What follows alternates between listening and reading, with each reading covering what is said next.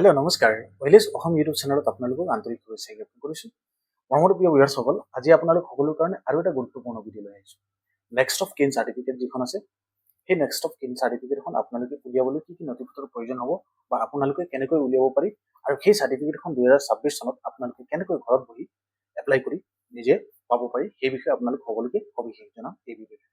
গতিকে ভিডিঅ'টো আপোনালোকে সম্পূৰ্ণ চাব, নিশ্চয় আপোনালোকৰ বেনিফিট হ'ব। কাৰণ নেক্সট অফ কিন চাৰ্টিফিকেট যিখন আছে, সেইখন কিন চাৰ্টিফিকেটখন বহুতো ক্ষেত্ৰত প্ৰয়োজন হয়। ফেমিলি ট্ৰী এখন চাৰ্টিফিকেট, যিখন আপোনালোকে নিজৰ ধৰি লওক উদাহৰণ হিচাপে মই আপোনালোকক ক'ব বিচাৰিছোঁ, এ হ'ল আপোনালোকৰ দেউতাৰ নাম, আৰু বি চি ডি, আৰু তিনিজন হ'ল আপোনালোকৰ ভাই, মাক আৰু ভণ্টি এজন, তিনিজন।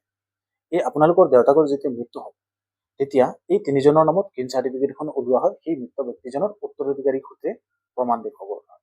সেই চাৰ্টিফিকেটখন বহুতো ক্ষেত্ৰত প্ৰয়োজন হয়। পেঞ্চনৰ ক্ষেত্ৰত প্ৰয়োজন হয়। কোনোবা চাকৰিয়াল মানুহ আছে, তেওঁলোকৰ মৃত্যু হৈছে, তেওঁৰ ৱাইফৰ নামত তেওঁ যেতিয়া বৰ্তমান পেঞ্চনটো ট্ৰান্সফাৰ কৰিব বিচাৰে, তেনে ক্ষেত্ৰত এই কিন চাৰ্টিফিকেটখনৰ প্ৰয়োজন হয়।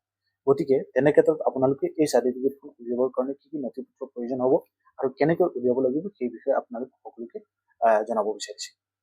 বা আপোনালোকৰ ধৰি লওক পট্টাৰ মাটি আছে, সেই পট্টাৰ মাটিত আপোনালোকৰ দেউতাকৰ নাম আছিল, দেউতাকৰ মৃত্যু হৈছে, এতিয়া ল'ৰা ছোৱালীৰ নামত বা আপোনালোকৰ মাকৰ নামত পট্টাৰটো নামজাৰি কৰিব বিচাৰিছে, তেনে ক্ষেত্ৰত এই কিন চাৰ্টিফিকেটখন অতি মূল্যৱান।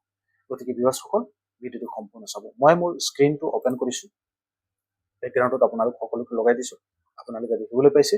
কিন্তু সেৱা সেতু যিটো পৰ্টেল আছে, সেই পৰ্টেলত কমপ্লিটলি গাইড, আৰু ইয়াত কি কি নথিপত্ৰৰ প্ৰয়োজন হ'ব, কেনেকৈ আপোনালোকে এপ্লাই কৰিব লাগিব, সেই বিষয়ে আপোনালোক সকলোকে সবিশেষ জনাম।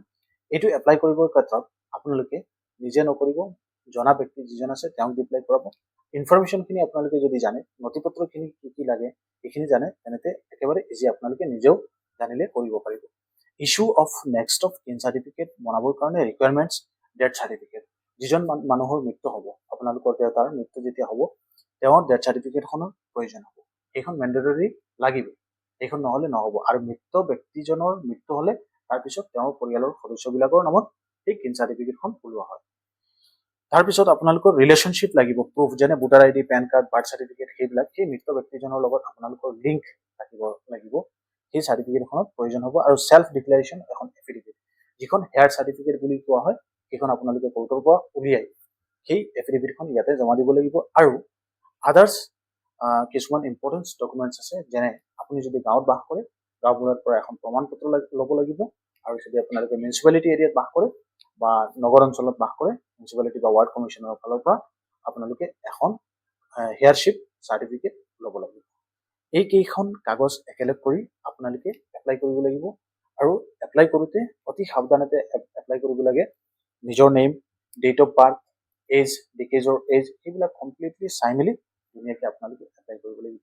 সেইটো হ'ল সেৱা সেতু যিটো পৰ্টেল আছে, সেই পৰ্টেলটোত ষ্টিপুলেটেড টাইম দিয়া আছে 15 দিন। আৰু এই চাৰ্টিফিকেট যিখন আছে, এই চাৰ্টিফিকেটখন চাৰ্কুল অফিচৰ পৰা ইছ্যু হয়। গতিকে আপোনালোকে এপ্লাই কৰি ষ্টেটাছখিনি, সেৱা সেতু পৰ্টেল যিটো আছে, সেই পৰ্টেলৰ ষ্টেটাছ চালে অট'মেটিকলি ঘৰত বহি আপোনালোকে চাব পাৰিব।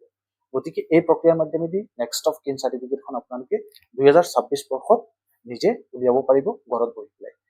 ভিউৱাৰ্ছসকল, এই ভিডিঅ'টো শ্বেয়াৰ কৰি দিবা আন ভিউৱাৰ্ছসকলক জানিবৰ কাৰণে। যদি আপোনালোকৰ ৰিলেটিভছ হওক বা কোনোবা এই কাগজখন বনোৱা নাই, তেওঁলোকে শ্বেয়াৰ কৰি এই ইনফৰমেশ্যনখিনি জানিবলৈ দিব, কাৰণ বহুতো ক্ষেত্ৰত এই কাগজখনৰ বহুত প্ৰয়োজন হয়।